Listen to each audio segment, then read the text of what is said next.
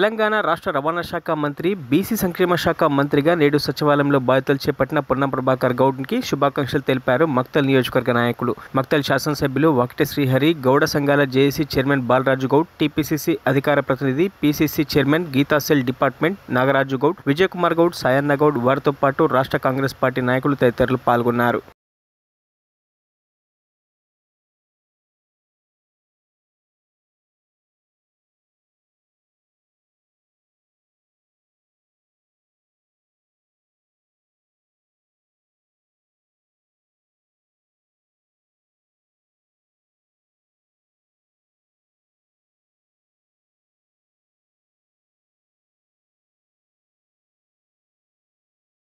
మరిన్ని అప్డేట్స్ కోసం మా ఛానల్ని సబ్స్క్రైబ్ చేయండి.